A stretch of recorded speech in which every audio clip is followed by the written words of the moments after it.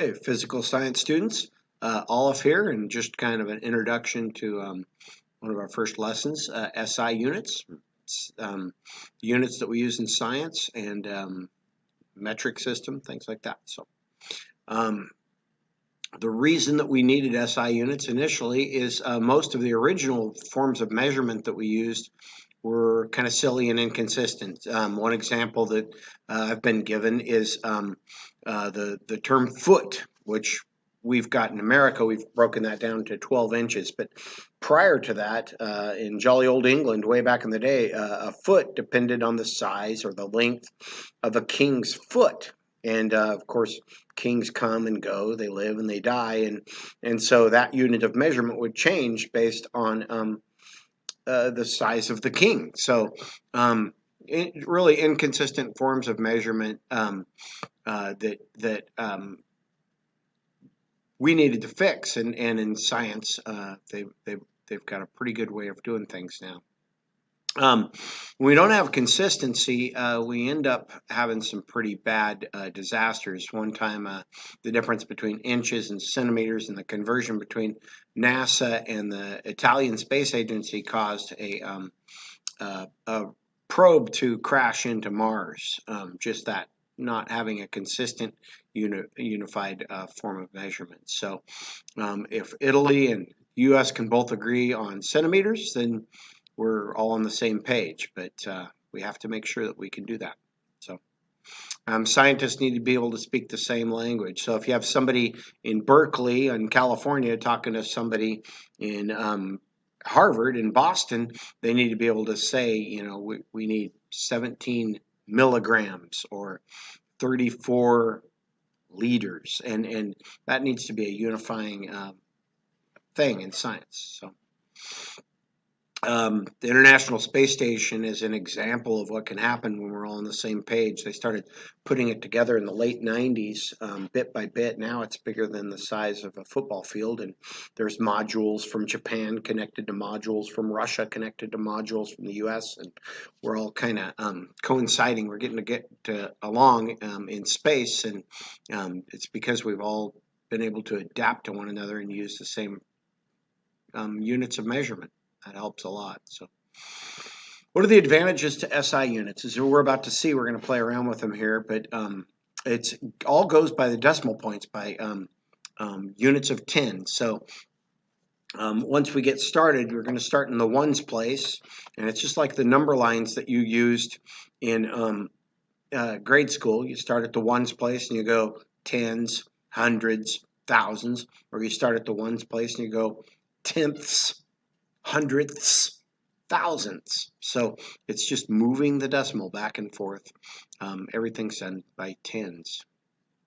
The system that we're going to use is, we kind of joke around and play around with it, but it's K. Hopper Daily either makes, gulps, or likes dark chocolate milk. K. Hopper Daily likes dark chocolate milk. That's going to be for volume, liters. K. Hopper Daily makes dark chocolate milk. That's going to be for distance or length. That's meters. K. Hopper Daily gulps dark chocolate milk. That's going to be for mass or grams. So likes is going to be here. That's for measuring liquids volume, the amount of space that liquids take up. Gulps, that's going to be down here. That's grams. That's for mass, how much matter is in something. And makes, that's going to be meters. That's going to be for length. Yeah, we don't say inch. We don't say foot. No yard. No gallon. None of that stuff that we all use as Americans.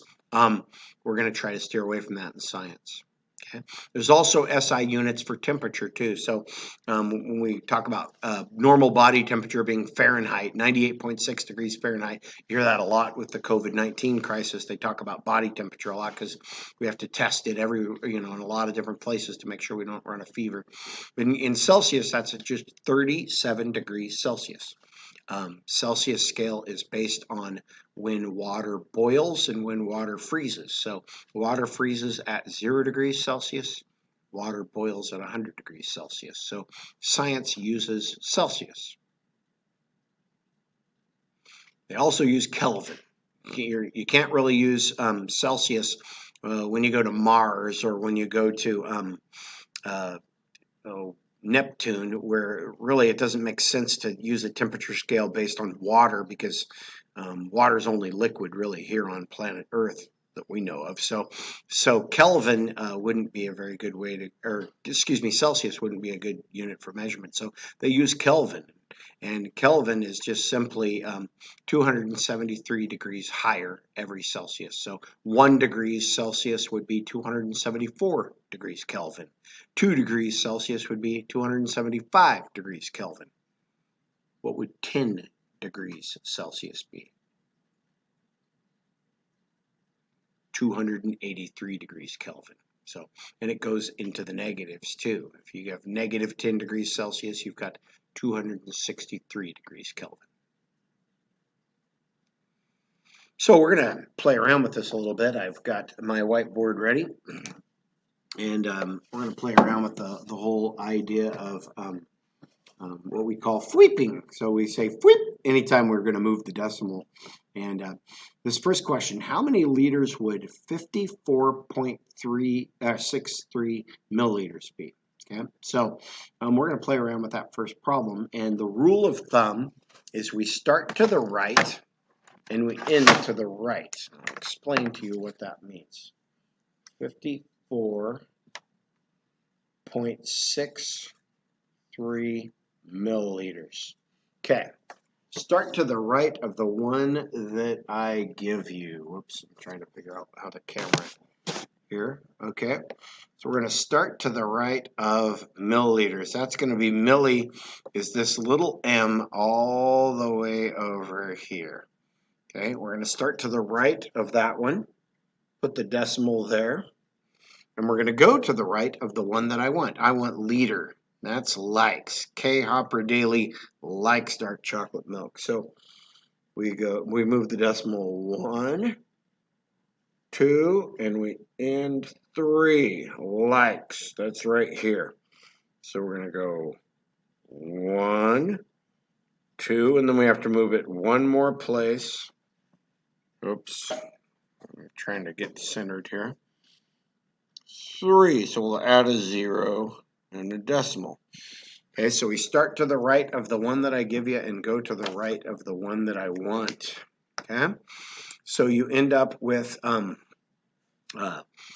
moving the decimal over 3 places. You end up with 0.05463 milliliters, or excuse me, liters. I'll try to do a better job of demonstrating that here in a minute. Okay, so you should have moved the decimal over 3 places. 1, 2, 3. Okay, and then you add a 0 and you put in your new decimal point. So 0.054 liters. Okay. All right. The next question says, how many millimeters would 5 kilometers be? So we're going to start to the right of the one that I give you. In this case, that's going to be K, kilometers. Start to the right of kilometers. And we're going to go to the right of millimeters. So that's a long ways, a lot of sweeps. Sweep, sweep, sweep, sweep, sweep, sweep. So we moved it 1, 2, 3, 4, 5, 6 places. So you'd be end up with 5 million millimeters because you're moving the decimal point. It's kind of tricky to do this upside down from here all the way to 1, 2, 3, 4, 5, 6. So fill in the zeros. 1, 2, 3, 4, 5, 6. 1, 2, 3, comma. 1, 2, 3. Yeah, oops. Start here. 1, 2, 3, comma. 1, 2, 3, comma. There we go. So the decimal goes all the way to the end there. All right. Now, try this one at home. How many kilograms would 0.072 milligrams be?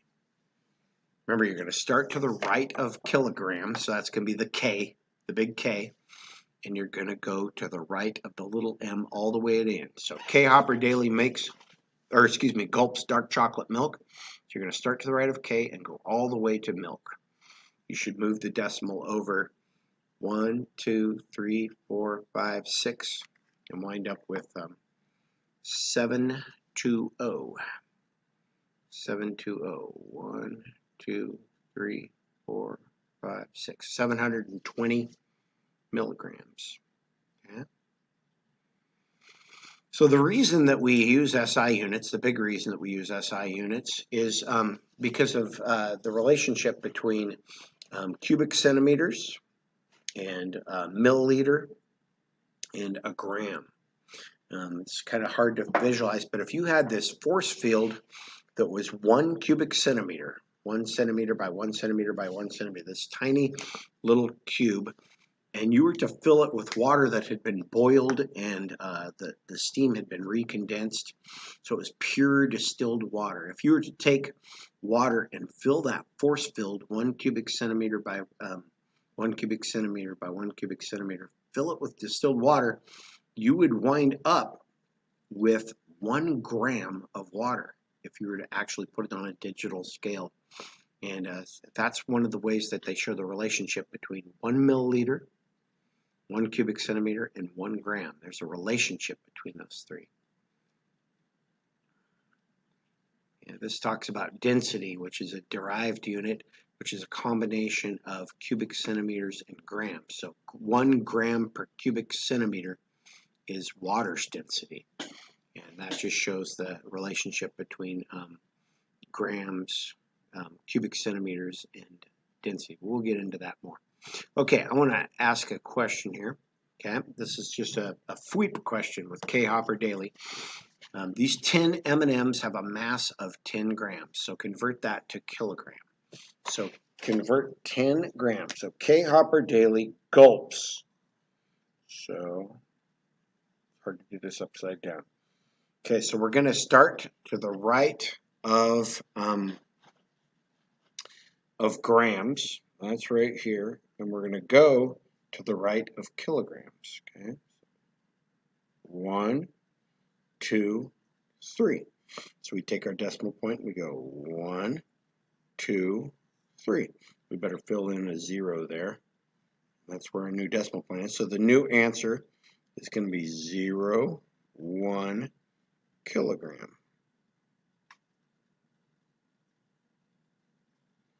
Okay, so 10 grams is 0.01 kilogram. Let's try another one. Okay, if you had 700 milliliters, okay, that's a unit of volume. We're talking about volume now, so that's how you measure how much space a liquid takes up. If we have 700 milliliters of dandruff shampoo, let me write that down here, upside down, it's going to be tricky. Well, I won't do that. 700 milliliters.